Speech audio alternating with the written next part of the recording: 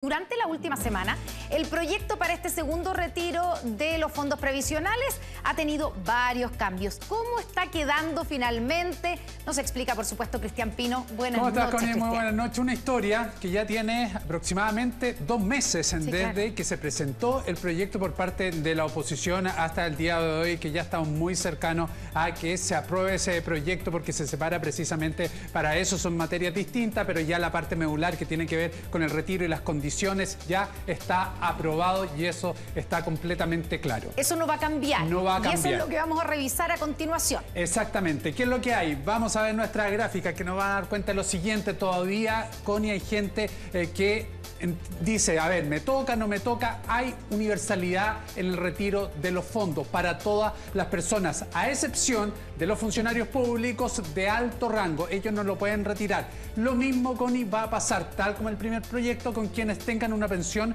de renta vitalicia. Sí, esas personas tampoco van a poder sacar su ahorro de 10%, el resto sí, y de ahí la universalidad. ¿Y los pensionados, que también era una duda en el primer retiro? Eso se puede retirar, exactamente. Perfecto. Si es que no tiene la renta vitalicia como sistema de pensión. Vamos a la siguiente lámina.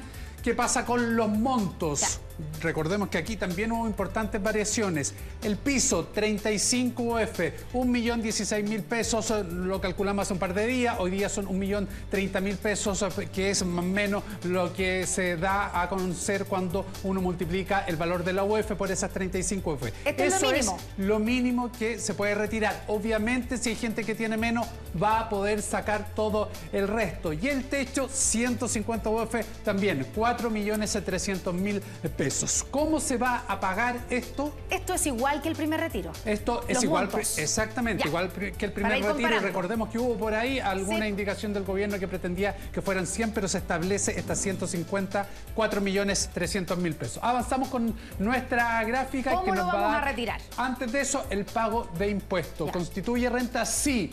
¿Para quiénes? Para quienes ganen 1.500.000 pesos brutos, para ellos va a significar este ingreso que se va a sumar a lo que tengan durante el año y se va a pagar impuestos. ¿Qué cambió en los últimos días? La exención tributaria, es decir, de 700.000 pesos de sueldo se sube a 1.500.000 de ahí. Hacia arriba van a pagar impuestos. Esto es muy también importante, Connie, porque la gente pregunta, entonces cuando yo lo saque, si gano 1.500.000, ¿ahí me van a cobrar el impuesto? No, se lo cobran en la operación renta correspondiente al año siguiente que se realiza. Si yo lo saco en diciembre, va a ser el 2021. Si yo lo saco en enero, la operación renta del año 2022. Ya, y esto sí que es una diferencia con respecto al primer retiro, ¿cierto? Donde no se pagaron impuestos. Aquí, exactamente, porque había una indicación puntual que decía que no se iba a pagar impuestos, a diferencia de esto, que no se escribe en el proyecto, pero cada vez que uno tiene un ingreso, obviamente tiene que tributar. Ya, y esto es, digamos, esto se suma al ingreso total. O sea, si alguien tiene un sueldo de 1.500.000 pesos brutos, ¿cierto?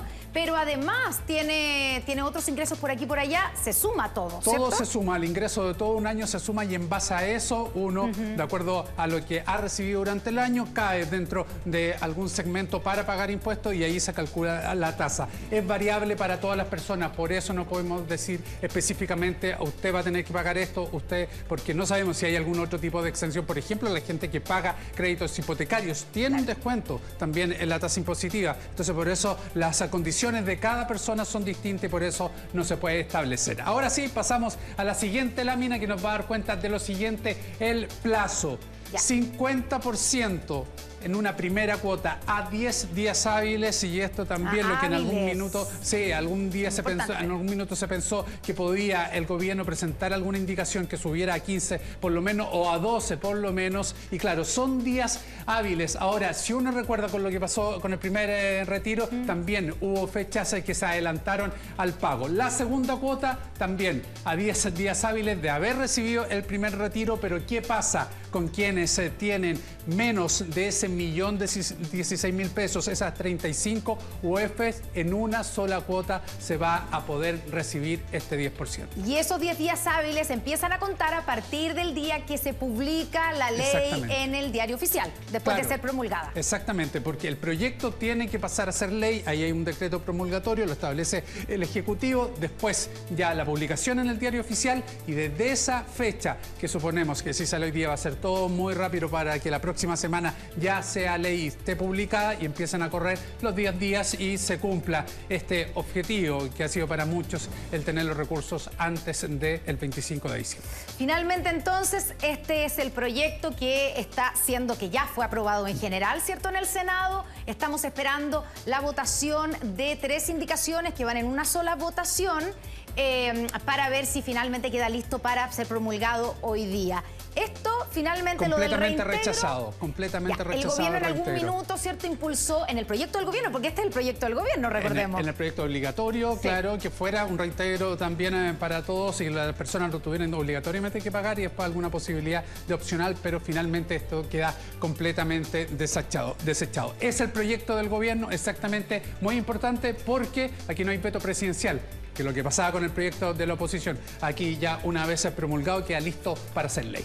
Muchas gracias, Cristian. Muy bien, buenas noches. Buenas noches.